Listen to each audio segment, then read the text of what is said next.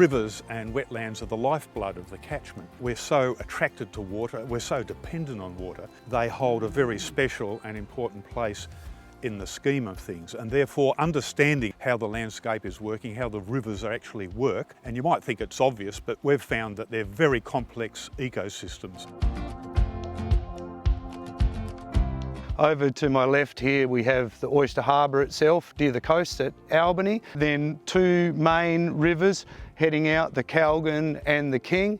And they spread right up to the Parongarups, and then the Stirling Range is nearly 100 kilometres away and across to north of Mount Barker. So it's quite a big area to manage, but to protect the resources, you need to manage the catchment. Oyster Harbour Catchment Group was the first total catchment group to be formed in Western Australia on the basis that the two rivers feeding into Oyster Harbour were contributing huge amounts of phosphorus and other nutrients, which was destroying the condition of quality of Oyster Harbour. The catchment group really formed to try and protect the resources in the catchment and to foster sustainable production to ensure those resources are protected into the future. It was formed from several smaller conservation groups within the same area. We were given considerable assistance from government departments to secure its success.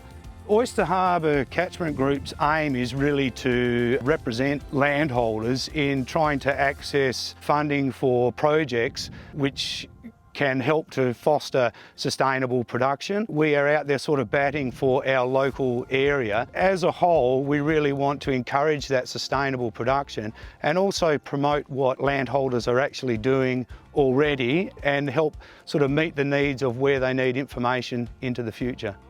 The goal changes, and you may start off on one project and then you suddenly find there's something totally different that needs attending to. So you're running one down and you've got to run another one up. And quite often what you do today is affecting what happens tomorrow, and you've got to deal with the side effects of that. In the early days there was so much to be done from the agricultural point of view, the way of runoff from farms, salinity build-up, degradation of reserved land and river riparian vegetation. In those days we had to rely on what would be considered now very basic technology. Hard copy aerial photos, digital devices were just on the increase. I do remember GPS units were not very accurate, and so a lot of these things made it difficult to really get to know where catchments were, where waterways were, and let alone how you actually manage those. Who would have thought back then, with the few people in a room, who would have thought it would still be going, still working just as hard as ever, because there's still always so much to do. But the great thing is now that with the work that we do, we know that it makes a difference, because we just have to come down here and we can see it. We know that whatever we do, it's going to make a difference, and that just gives you that extra incentive, I suppose, just to keep going with it all, knowing that everything we do has been effective, will continue to be effective, and future generations will reap the benefits of what we've been able to do. We've got to this point now where it's almost in pristine conditions, and we're seeing fish species coming back that we hadn't seen here for probably 100 years. The mussel farm is back in business now, and we know that the mussels and the oysters, they filter and clean our water. So they're doing a magnificent job as well. Obviously now it's all about maintaining and sustaining what we've got here.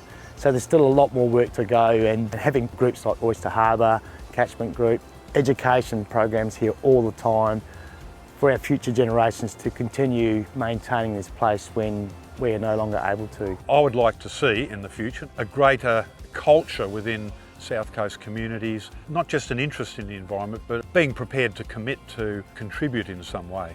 We have been saying desperately for 2 or 3 years, we have to get more of the young ones, the ones who may not have even been alive when Oyster Harbour started, and we'd like them to be involved, because there's going to be new challenges that they will have to cope with, and there's no point us oldies thinking we can handle it, because we can't. Those looking back, I feel very proud to be part of that initial formation of the Oyster Harbour Catchment Group and our years of involvement in it. Every place where we've been, every fence we've put up, every tree that's come up, every animal sighting that we've had, all of those are equally as important to us And as time has gone by, there's not a place in the catchment where you can't go and see some of the work that we've done. All of those little activities have all over time just joined up and turned into something amazing and magnificent. For us, the harbour is the thing, that's the end game, but all of the remarkable work and the incredible biodiversity right from the bottom of the catchment to the top is just as important and treasured by all of us.